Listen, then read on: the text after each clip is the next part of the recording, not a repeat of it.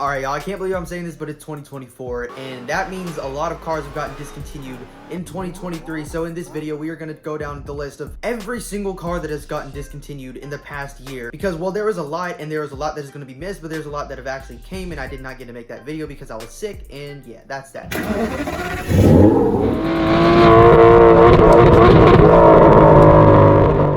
Alright, but if you haven't already, just subscribe down below to help me achieve my dream of becoming a successful YouTuber. I make all types of content on this channel, from everything from car reviews, vlogs to my personal opinions, the redesigning cars, the short videos, informative videos, cinematic videos, and basically every single thing you can think of in a car YouTube channel. So make sure you hit that subscribe button down below again and turn on post notifications so you can be notified every single time I make a new video. So there is a lot of cars that did get discontinued, but I'm not going to cover every single one because like half of them don't even really matter in this world. So we don't even need to like mention those because nobody actually cares about those cars, and they're not going to even know that they got discontinued because, as I said, nobody freaking cares about the cars. But there's going to be a different ranking for every single car, and I'm going to put them on that tier list, which is the S tier, which is like the very highest. Then we have the A tier, which is like, yeah, it's going to be missed, definitely. B is, yeah, it's another car. C, not really going to be missed, but kind of. Then D, who cares? But this is the Alpina B7. It is based on the BMW 7 Series, and it has a 6-liter twin turbocharged V12 under the hood, and it's also, let's just say, freaking luxurious. And this thing, nobody really cares about it that much because Alpina isn't like a super like shouty brand like Maybach. The next generation, which is going to be the LCI facelift version of the BMW 7 Series, that has a possibility of actually making an Alpina version into a real production form. But since we are counting it because we don't know, I am going to put this as a B tier. I don't think people are going to miss the Alpina B7 that much because it wasn't extremely popular like, let's say, the next car, which is the Audi R8. The Audi R8 came as a coupe and a convertible. Rear-wheel drive versions and all-wheel drive versions were offered, and also the crazier version, which was the R8 GT, which was the last ever R8 variant ever made. The R8 was first birthed into the world in 2006, so it is almost 18 years old, which is just crazy to think about, which is older than me, and still this car looks brand new, even the first generation that I'm talking about. And it's kind of sad to see it go, but at the same time, we all know what's coming next because Audi confirmed it. Just like everything that Audi is doing now, they are just taking L's after L's after L's, and they took another one, and this is probably their biggest one in a long time, canceling out their only supercar, which was really the only real performance, really high performance car that they had, because the next car is also a performance car, but not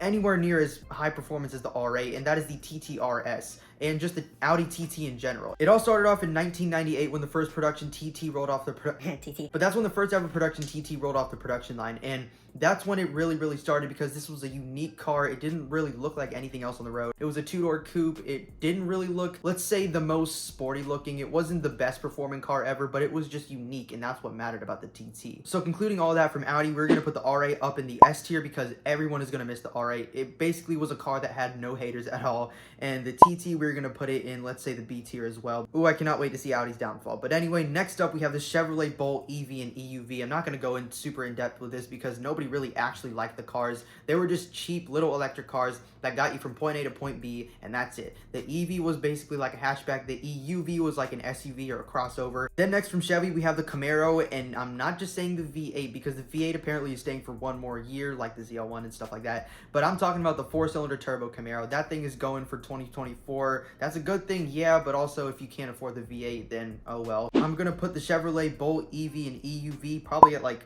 D tier because nobody actually gave a crap about those cars except for liberal economists or whatever. And then we're going to put the Camaro 4-cylinder also at like, actually, let's say C tier, because the 4-cylinder Camaro, as I said, not many people could afford the V8, or the people that could not afford the V8 just got the 4-cylinder. And a lot of people cannot really afford a Camaro with a V8, so yeah. Next up, we have Chrysler, and this is going to be the 300, and this thing was like a mini Rolls Royce. Everybody mistook this thing for like either a Bentley or a Rolls Royce, and it really looked good. Like, it didn't look like a bad car. It was around for a long time, and I mean, like, this thing was old. This thing, I'm going to put the Chrysler 300 in, let's say, A tier, because this thing was cool. It was just not really there. All right, next up from Dodge. This is a big one. We have the Charger and the Challenger, two of the most, let's say, iconic cars from this entire century so far, both with the V6 going away, the 5.4 liter Hemi V8 going away, the Scat Pack going away, the Hellcat going away, the Hellcat Red Eye models going away, and for the Challenger, the last ever one, which was the Demon 170. That is also going away. And all these cars were takeover cars, so it's not obviously the most loved, but I'm gonna put the Charger in S tier. I'm gonna do the same thing with the Challenger because those cars, it had such a legacy behind it, and obviously everybody's gonna miss it. And another Dodge product is going away too, but we'll get into that later. But the Durango, I'm gonna put it probably in the B tier because nobody actually really bought the Durango Hellcat, even though it was just awesome. Also because the fact that it was only limited to like 1,200 units or something. Next up, we have Ferrari, and from Ferrari, we have the F8 Tributo going away, which is the coupe version, and also the Spider going away because we don't actually know what's coming next from Ferrari, especially with their V8 supercars. We have the 296 GTB and GTS. That thing is supposed to sit above the F8, but under the SF90. Also from Ferrari, another V8 that's going away, the Ferrari Portofino M. This was the facelifted Portofino,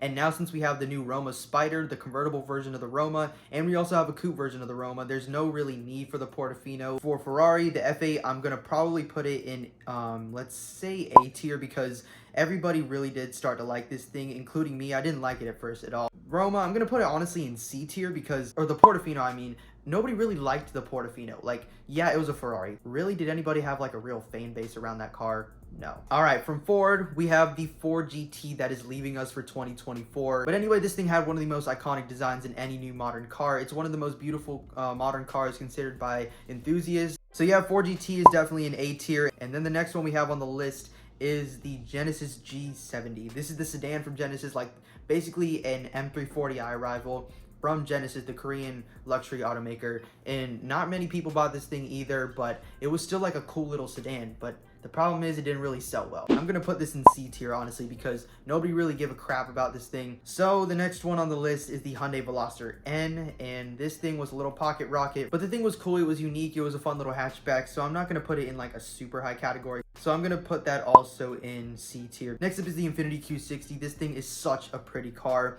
but it just did not sell well because you could just go ahead and buy something else for the same price that had better performance. So that's going away. I'm gonna rate it probably, let's say, B tier. From Kia, we have the Stinger and the GT performance model, also the Kia Stinger GT. This thing, okay, so it had a weird backstory to it. So nobody really liked this. This was really when Kia was in their redemption arc or their glow up era. From a Kia especially, you wouldn't expect that, but it was fast and it also looked good too. But then you could also do the rivals and buy the rivals from like BMW. I'm gonna put this one also in B tier. All right, now comes the sad stuff. We have the Lamborghini Aventador. In my opinion, it is the most iconic supercar that has ever been made. People are gonna just say it's the F40, who's like, let's say, the best supercar ever made just because of the nostalgia factor. The Aventador, there's nothing like it. Then we have the Huracan, and the last ones that ever were made were the STO. We have the Technica and the Storado, which was the last ever Huracan made. The Huracan, it was really hated on at first because, well, it didn't really feel like a Lamborghini in terms of the looks, but then later down the line it became more and more crazy. Everything you could do to a Huracan, it made it like bulletproof. The thing would dominate the drag strip, it would dominate tracks. Like anything you did to a Huracan, it did it well, and it did it so right.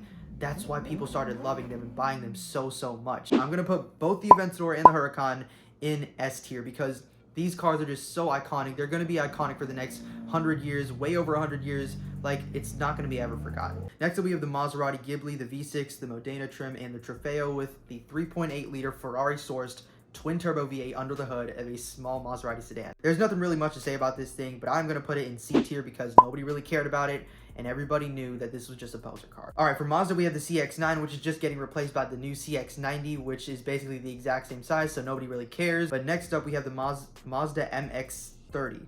I'm pretty sure I got the name right, but that thing is like a little California-only based electric car. There was so many things you can get for a better value per dollar than that thing, and also the fact that it was only made really for California.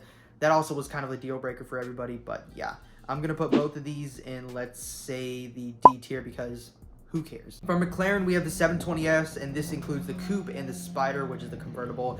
And the 720S, I don't get why they say they're discontinuing it because the new 750S, which is the replacement for the 720S, it's just a 720S with a few tweaks made to it, and they were not good. So 720S, I'm gonna put that in A tier because actually I'm gonna put it in B tier. For Mercedes, we have the C-Class and E-Class two-doors, which include the coupes and the convertibles. All I have to say is that 2 models are getting replaced by 1, and that's that. The CLS is also going. When it first came out, it was awesome. The second generation was awesome. Third generation was awesome. It got really boring, and I mean really boring. I'm gonna put the C-Class and E-Class convertibles convertibles and coupes in the C tier list because they did look decent. Like, they weren't bad looking cars at all. I'm going to put the CLS at the D tier list. But the next one is the Nissan Maxima. This is basically supposed to be a more luxurious version of the Altima. It didn't really sell well because obviously you could just buy an Altima. And if you want to buy a luxurious Altima, just go ahead and buy something more premium. Like, you don't need a Nissan for that. So I'm going to put the Maxima in B tier. Next up is the Porsche Panamera Sport Turismo. The variants of this include, get this, the S, the Turbo S, the E Hybrid, the Turbo SE Hybrid, the SE Hybrid, and the Turbo. The new Porsche Panamera, the all-new generation of it, just came out like a few weeks ago, and that one is not going to spawn with a Sport Turismo wagon variant of that car. I'm not even going to rate this thing super high because nobody really bought the thing. If they bought a Panamera, it was going to be the stand. But I'm going to put this in the B tier list because it was cool, it was unique, and it was freaking fast. All right, whenever I was saying there was one last model from Dodge that's going away, it is the Ram TRX, and that thing is going away with its 6.2 liter supercharged Hemi V8. It was the reason why the Raptor R came back. So the Ram TRX, this is definitely going to be missed by everyone. I'm going to put this in the S tier because it's just cool. It looks like the thing wants to kill you, even like in any single color. Next up, we have the Toyota Avalon, which also includes the cool looking TRD version. This thing is getting replaced by the Crown. Also, the Toyota Avalon, I'm going to rate that thing in probably A tier because it was a really, really popular sedan. Like, everybody that wanted a Camry except more premium just bought an Avalon. And then the Volkswagen Arteon, I'm really not going to rate it high. Even though it's a really unique car and cool looking and good looking car, I'm going to rate it in C tier because everybody did like the way it looked. They just never actually pulled the trigger and bought it. But last on the list is the Zenvo TSRS. This is a very unique hypercar. One, because of the crazy wing that it had. Two, because of the engine that it had. I'm going to put this one in probably B tier because nobody really desired the car except for that wing, which was basically kind of a gimmick a little bit. But that's basically it for the car tier list on everything that has died in 2023. So rest in peace all of them except for a few that I've mentioned in this video. But the ones that are going to be missed for me is definitely the Aventador and the Huracan. If you haven't already, just subscribe down below to help me achieve my dream of becoming a successful YouTuber. I make all types of content on this channel, from everything from car reviews, vlogs to my personal opinions, redesigning cars, short videos, informative videos, cinematic videos, and basically every single thing a car person would want in each channel. So make sure you hit that subscribe button down below again and turn on post notifications so you'll be notified every single time I make a new video. But again, tell me your thoughts on my tier list of every single car. Do you think I kind of got some things wrong on it? Do you think I should have ranked it higher or lower? I cannot wait to see what 2024 has for us, but I'm going to go to bed now because I'm tired. Please subscribe, lol, I have big dreams on YouTube. Dodge, but it's under the Stellantis group. Mate, hold on. Frick. Oh my gosh, I forgot to do this part. Okay.